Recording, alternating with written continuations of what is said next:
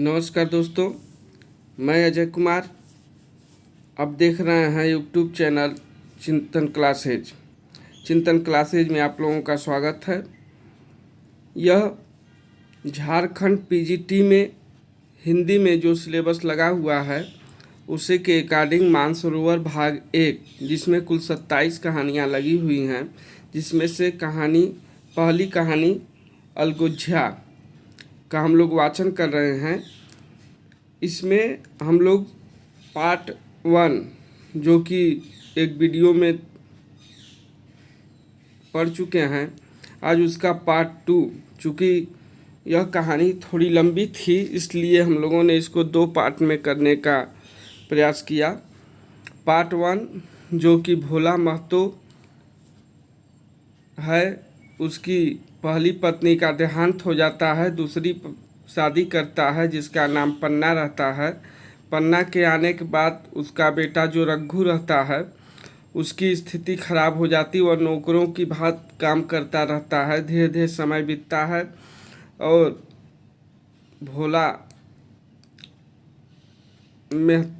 महतो जो रहते हैं उनकी मृत्यु हो जाती है।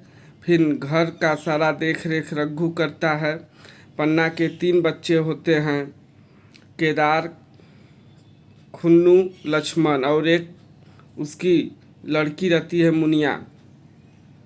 धीरे धीरे समय बीतने के बाद रघु की औरत आती है जिसका नाम मूलिया है, और मूलिया के घर में आते ही कलह उत्पन्न हो जाती है और मूलिया इस बात को लेकर के ठन जाती है कि हम अलग रहेंगे, और बाद में फिर अलगौजी हो जाती है, वो लोग अलग अलग रहने लगते हैं। और उस पहले पार्ट में हम लोगों ने कुल 5 चैप्टर तक इसको पढ़ा था, और अब पार्ट 2 जिसमें कि पन्ना की बात पूरी न हुई थी कि रघु ने नारियल कोने में रख दिया और बाग की तरफ चला गया। नहीं, अलगौजी के बाद जो केदार, खुन्नू और लक्ष्मण होते हैं वह बाग में जाते हैं, तो उसके पहले रघु उन लोगों को जब एक में रहता है तो बोलता रहता है कि आप लोग कहाँ जा रहे हैं, क्यों घूम रहे हो। जब अलगौजी हो जाती है यानी अलग हो जाते हैं तो वह कुछ नहीं बोलता, तो वो सब चले जाते हैं मगर गश्ती करने के लिए। तो वह पन्ना से कहता है कि क्या काकी मैं जाकर के उनको वहाँ से लेते आऊँ। तो कहती है कि अगर आपको रोकना होता तो तुम खुद नहीं रोकते, वो तो तुम्हारे सामने ही गए होंगे। तब यही बात होती रहती है। तो पन्ना उसकी बात जब तक पूरी भी नहीं होती तभी रघु ने वहाँ जा कर के नारियल पीता रहता है, उसको कोने में रख करके उन लोगों को लेने के लिए चला जाता है। यह चैप्टर 1 जो कि पार्ट 1 था, उसमें हम लोगों ने यहाँ तक पढ़ चुका था। अब आगे हम लोग देखते हैं जो अलगोज्झा कहानी का सेकेंड पार्ट है। यह सारी कहानी बहुत महत्वपूर्ण है, इसको आप लोग देखें। और इसमें जो महत्वपूर्ण लाइन है उसको मैं पहले से ही अंडरलाइन किया हूँ, तो हम लोग देख सकते हैं। अब आगे यहाँ से रघु लड़कों को लेकर बाग से लौटा तो देखा मूलिया अभी तक झोपड़े में खड़ी है। बोला, तू जाकर खा क्यों नहीं लेती, मुझे तो इस बेला भूख नहीं है। मूलिया ऐंठ कर बोली, हाँ भूख क्यों लगेगी, भाइयों ने खाया, वह तुम्हारे पेट में पहुंच ही गया होगा। रघु ने दांत पीस कर कहा, मुझे जला मत मूलिया, नहीं तो अच्छा न होगा। खाना कहीं भागा नहीं जाता, एक बेला न खाऊंगा तो मर न जाऊंगा। क्या तू समझती है घर में आज कोई छोटी बात हो गई है। तूने घर में चूल्हा नहीं जलाया है, मेरे कलेजे में आग लगाई है। मुझे घमंड था कि और चाहे कुछ भी हो जाए पर मेरे घर में फूट का रोग न आने पाएगा, पर तूने मेरा घमंड चूर कर दिया, परालब्ध की बात है। मूलिया तिनक कर बोली, सारा मोह छो तुम्ही को है कि और किसी को है, मैं तो किसी को तुम्हारी तरह बिसूरते नहीं देखती। रघु ने ठंडी सांस खींचकर कहा, मूलिया घाव पर नोन न छिड़क, तेरे ही कारण मेरी पीठ में धूल लग रही है। मुझे इस गृहस्थी का मोह न होगा तो किसे होगा। मैंने ही तो इसे मर मर कर जोड़ा। जिनको गोद में खिलाया वही अब मेरे पट्टीदार होंगे। जिन बच्चों को मैं डांटता था उन्हें आज कड़ी आंखों से भी नहीं देख सकता। मैं उनके भले के लिए भी कोई बात करूं तो दुनिया यही कहेगी कि यह अपने भाइयों को लूटे लेता है। जा, मुझे छोड़ दे, अभी मुझसे कुछ न खाया जाएगा। मूलिया ने कसम रखा दूंगी। मूलिया करे कि मैं कसम रखा दूंगी, नहीं चुपके से चले चलो। रघु देख, अब भी कुछ नहीं बिगड़ा है, अपना हट छोड़ दे। मूलिया, हमारा ही लहू पिए जो खाने न उठे। रघु ने कानों पर हाथ रखकर कहा, यह तूने क्या किया मूलिया? मैं तो उठ ही रहा था, चल खा लूं। नहाने धोने कौन जाए, लेकिन इतना कह देता हूँ। क्या कह देता हूँ, आगे देखिए। इतना कह देता हूँ कि चाहे 4 की जगह 6 रोटियां खा जाऊं, चाहे तू मुझे घी के मटके ही में डुबा दे, पर यह दाग मेरे दिल से न मिटेगा। मूलिया, दाग बाग सब मिट जाएगा, पहले सबको ऐसा ही लगता है। देखते नहीं हो उधर कैसी चैन की बंसी बज रही है। वह तो मना ही रही थी कि किसी तरह यह सब अलग हो जाए। अब वह पहले किसी चांदी तो नहीं है कि जो कुछ घर में आए सब गायब। अब क्यों हमारे साथ रहने लगी? यानी यह मूलिया कह रही है किसके? पन्ना के विषय में। रघु ने आहत स्वर में कहा, इसी बात का तो मुझे गम है, काकी से मुझे ऐसी आशा न थी। रघु खाने बैठा तो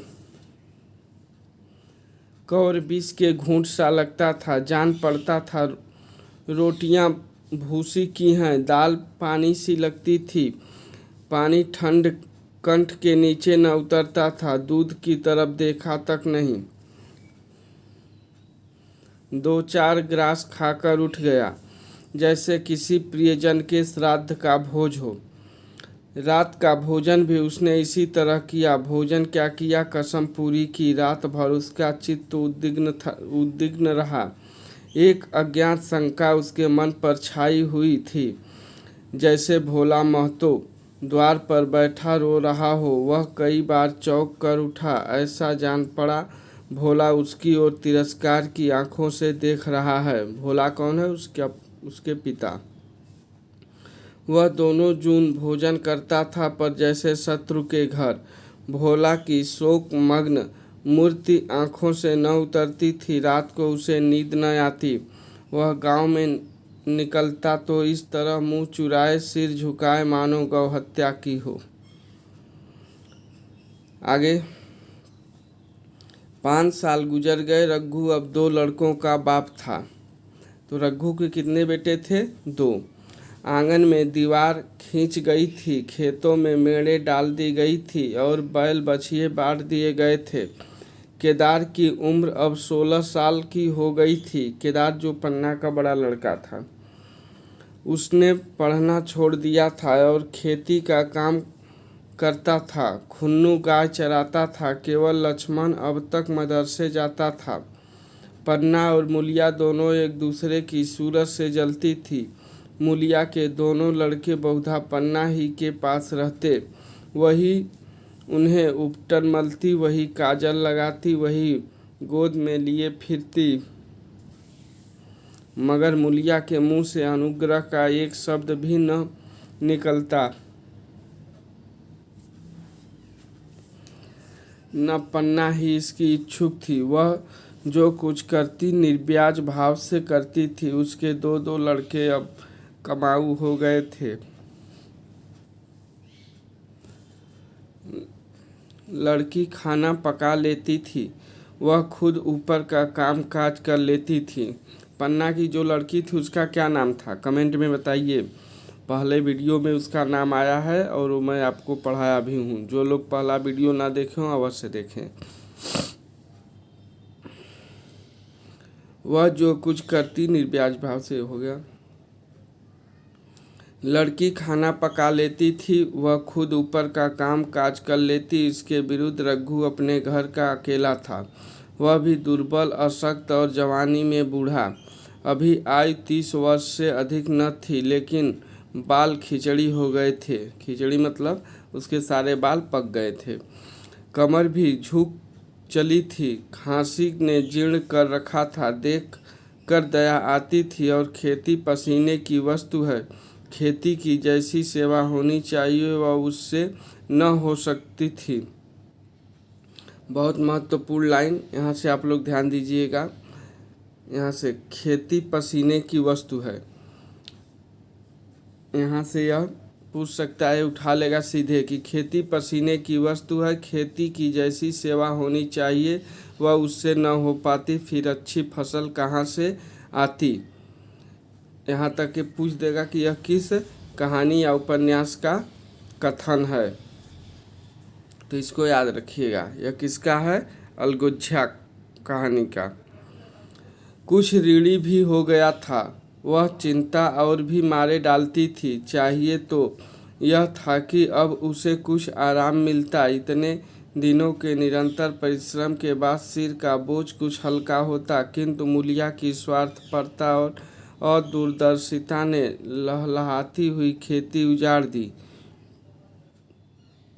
मगर सब एक साथ रहते तो अब तक पेंशन मिल जाती। किसको? रघु को पेंशन मिल जाता। वह द्वार पर बैठा हुआ नारियल पीता, भाई काम करता, वह सलाह देता। इससे उसका मान सम्मान बढ़ता। कहीं किसी के झगड़े सुलझाता, कहीं साधु संतों की सेवा करता। वह अक्सर काम से निकल गया।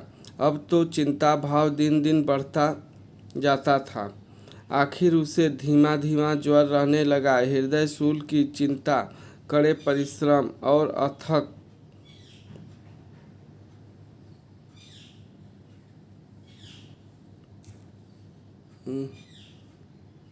एक मिनट।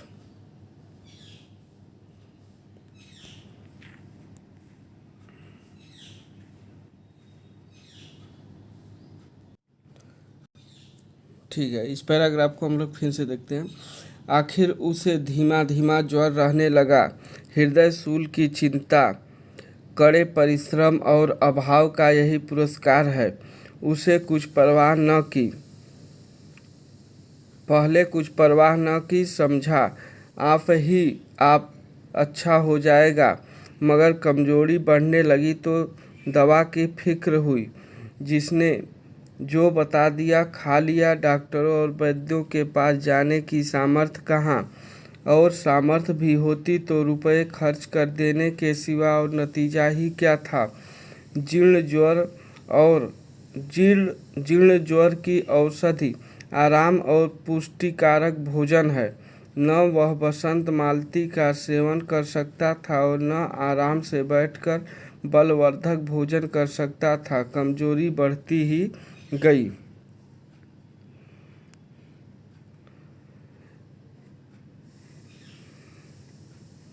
पन्ना को अवसर मिलता तो वह आकर उसे तसल्ली देती, लेकिन उसके लड़के अब रघु से बात भी न करते थे। दवा दारू तो क्या करते उसका और मजाक उड़ाते। भैया समझते थे कि हम लोगों से अलग होकर सोने की ईंट रख लेंगे। भाभी भी समझती थी सोने से लद जाएंगी। अब देखो कौन पूछता है। सिसक सिसक कर न मरे तो कह देना। बहुत हाय हाय भी अच्छी नहीं होती। आदमी उतना काम करे जितना हो सके, यह नहीं कि रुपए के लिए जान ही दे दे। पन्ना कहती, रघु बेचारे का कौन दोष है। केदार कहता, चल मैं खूब समझता हूँ। भैया की जगह मैं होता तो डंडे से बात करता। मजाल थी कि औरत यूँ जिद करती। यह सब भैया की चाल थी, सब सच्ची बदी बात थी। आखिर एक दिन रघु का टिमटिमाता हुआ जीवन दीपक बुझ गया। मौत ने सारी चिंताओं का अंत कर दिया। अंत समय उसने केदार को बुलाया था, पर केदार को ऊँख में पानी देना था। डरा कहीं दवा के लिए न भेज दे, बहाना बना दिया। मूलिया का जीवन अंधकारमय हो गया। जिस भूमि पर उसने मंसूबों की दीवार खड़ी की थी वह नीचे से खिसक गई थी। जिस खूंटे के बल पर वह उछल रही थी वह उखड़ गया था। गांव वालों ने कहना शुरू किया, ईश्वर ने कैसा तत्काल दंड दिया। बेचारी मारे लाज के अपने दोनों बच्चों को लिए रोया करती। गांव में किसी को मुंह दिखाने का साहस न होता। प्रत्येक प्राणी उससे यह कहता हुआ मालूम होता था। क्या कहता हुआ, यहाँ से ध्यान दीजिएगा। मारे घमंड के धरती पर पाँव न रखती थी। आखिर सजा मिल ही गई, सजा मिल गई कि नहीं।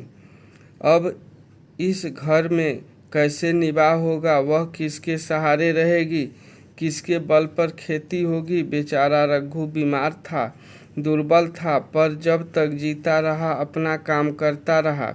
मारे कमजोरी के कभी कभी सिर पकड़ कर बैठ जाता और जरा दम लेकर फिर हाथ चलाने लगता था। सारी खेती तहस नहस हो रही।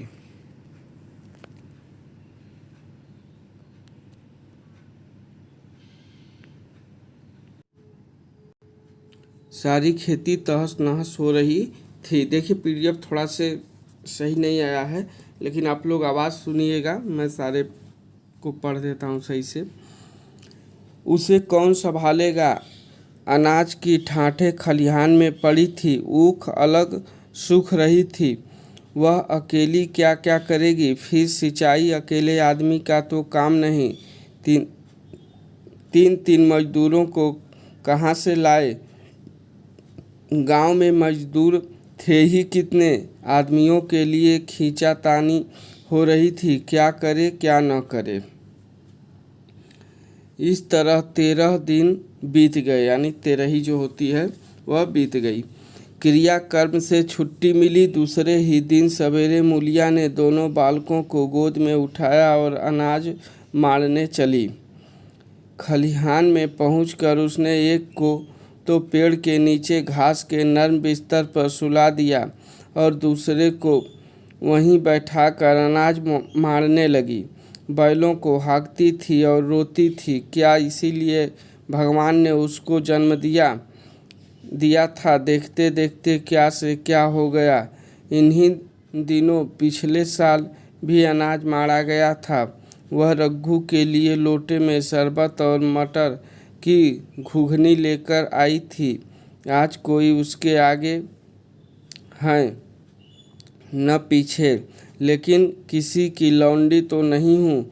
उसे अलग होने का अब भी पछतावा न था।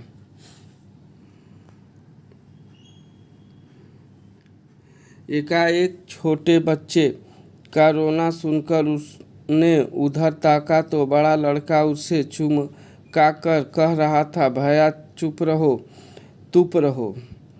धीरे धीरे उसके मुंह पर हाथ फेरता था और चुप कराने के लिए विकल था। जब बच्चा किसी तरह न चुप हुआ तो वह खुद उसके पास लेट गया और उसे छाती से लगाकर प्यार करने लगा। जब यह प्रयत्न भी सफल न हुआ तो वह रोने लगा। उसी समय पन्ना दौड़ी आई और छोटे बालक को गोद में उठाकर प्यार करती हुई बोली, लड़कों को मुझे क्यों न दे आई बहू। हाय हाय, बेचारा धरती पर पड़ा लेटा रहा है। जब मैं मर जाऊं तो जो चाहे करना। अभी तो जीती हूँ। अलग हो जाने से बच्चे तो नहीं अलग हो गए हैं। सॉरी। मूलिया ने कहा, तुम्हें भी तो छुट्टी नहीं थी अम्मा, क्या करती। पन्ना तो तुझे यहाँ आने को ऐसी क्या जल्दी थी। डांट मार न जाती, 3 लड़के तो हैं,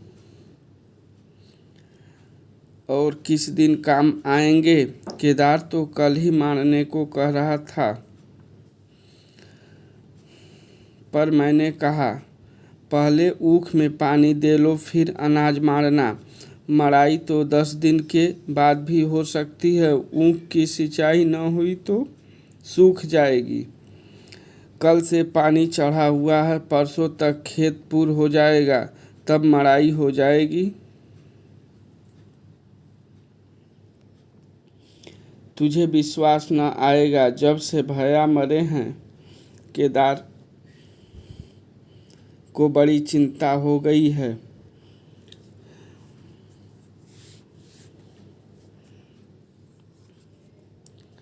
दिन में 100 बार पूछता है, भाभी बहुत रोती तो नहीं है,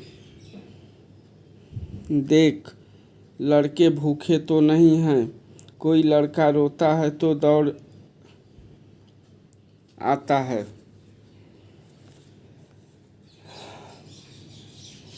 देख अम्मा क्या हुआ,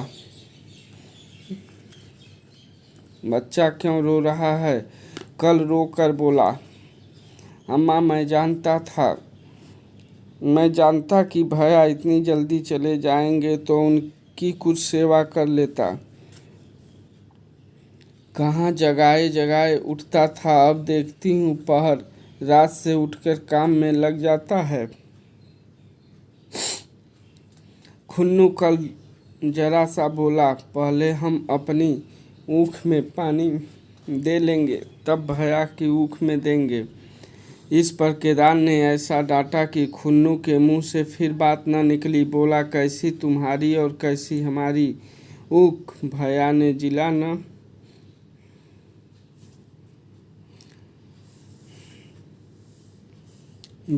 जिला न लिया होता तो आज या तो मर गए होते या कहीं भीख मांगते होते। आज तुम बड़े ऊख वाले बने हो, यह उन्हीं का पुण्य प्रताप है कि आज भले आदमी बने बैठे हो। परसों रोटी खाने को बुलाने गई तो मड़ैया में बैठा रो रहा था। पूछा क्यों रोता है, तो बोला अम्मा भैया इसी अलगोज्झे के दुख से मर गए। अलगोज्झा मतलब अलगाव। नहीं, अभी उनकी उम्र ही क्या थी, यह उस बखत न सूझा, नहीं उनसे क्यों बिगाड़ करते।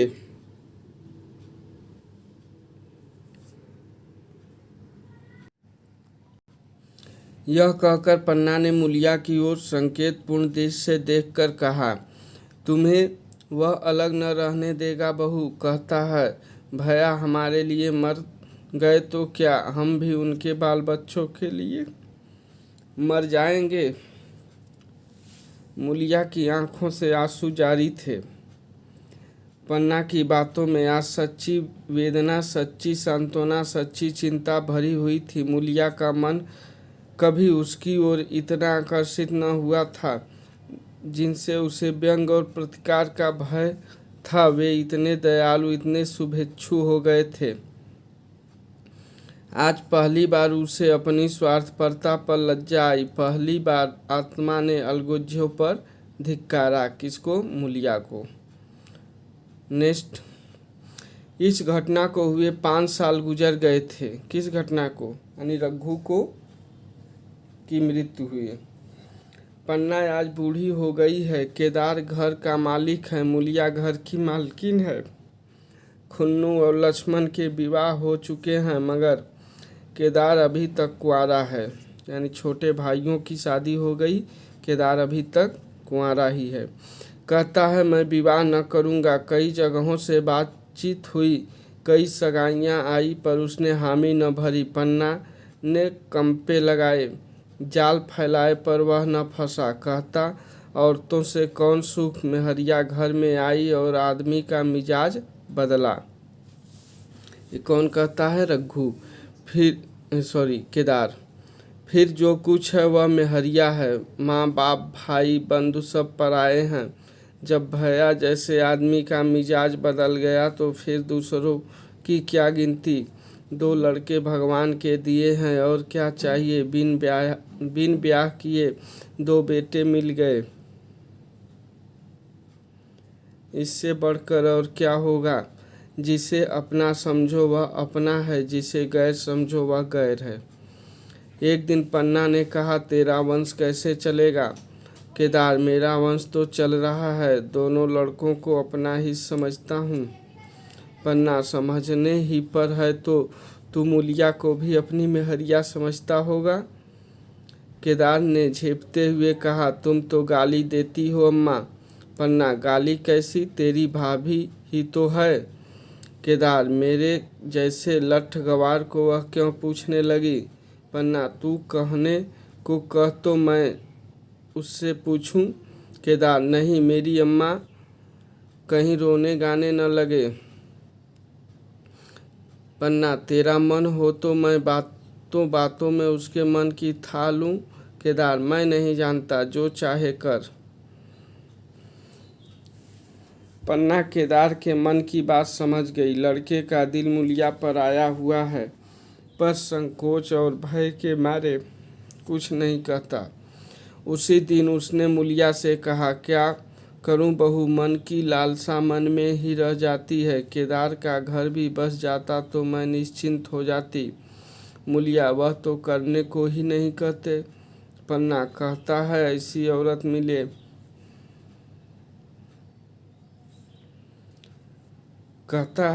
औरत मिले जो घर में मेल से रहे, जो कर लूं तो कर लूं। मूलिया, ऐसी औरत कहाँ मिलेगी, कहाँ ढूंढें। पन्ना, मैंने तो ढूंढ लिया है। मूलिया, सच, किस गांव की है। पन्ना, अभी न बताऊंगी, मुदा यह जानती हूँ कि उससे केदार की सगाई हो जाए तो घर बस जाए और केदार की जिंदगी भी सफल हो जाए। न जाने लड़की मानेगी कि नहीं। मूलिया, मानेगी क्यों नहीं अम्मा, ऐसा सुंदर कमाऊ सुशील वर और कहाँ मिला जाता है। उस जन्म का कोई साधु महात्मा है, नहीं तो लड़ाई झगड़े से डर से कौन बिन ब्याह रहता है। कहाँ रहती है, मैं जाकर उसे मना लाऊं। पन्ना, तू चाहे तो उसे मना ले, तेरे ही ऊपर है। मूलिया, मैं आज ही चली जाऊंगी अम्मा, उसके पैरों पड़कर मना लाऊंगी। पन्ना, बता दूं, वह तू ही है। मूलिया लजा कर बोली, तुम तो अम्मा जी गाली देती हो। पन्ना, गाली कैसी, देवर ही तो है। मूलिया, मुझ जैसी बुढ़िया को वह क्यों पूछेंगे। पन्ना, वह तुझी पर दांत लगाए बैठा है, तेरे सिवा कोई और उसे भाती ही नहीं। डर के मारे कहता नहीं, पर उसके मन की बात मैं जानती हूँ। वैधव्य के शोक से मुरझाया हुआ मूलिया का पीत बदन कमल की भांति अरुण हो गया। 10 वर्षों में जो कुछ खोया था वह इसी क्षण में मानो ब्याज के साथ मिल गया। वही लावण्य, वही विकास, वही आकर्षण, वही लोच, यानी कि मूलिया के चेहरे पे फिर से कमल खिल गया, यानी वह खुश हो गई और केदार के साथ मूलिया का शादी हो गई और कहानी यहीं पे समाप्त होती है। इस प्रकार से हम लोगों ने अलगोज्जा कहानी को पूरा किया। कल दूसरी कहानी, नेक्स्ट वीडियो में हम लोग दूसरी कहानी पढ़ेंगे, ईदगाह। मानसरोवर भाग 1 में जो कहानी लगी हुई है दूसरी ईदगाह है, कल हम लोग उसको नेक्स्ट वीडियो में शुरू करेंगे। ये सारे ही कहानी को आप लोग ध्यान से पढ़ें, यहाँ से आपको प्रश्न अवश्य मिलेंगे। तो आज के लिए बस इतना ही। जो लोग चैनल पे नए हों चैनल को सब्सक्राइब कर लें, लाइक करें, शेयर करें और कमेंट करें, यह बताएं कि वीडियो कैसा लगा। धन्यवाद, थैंक यू।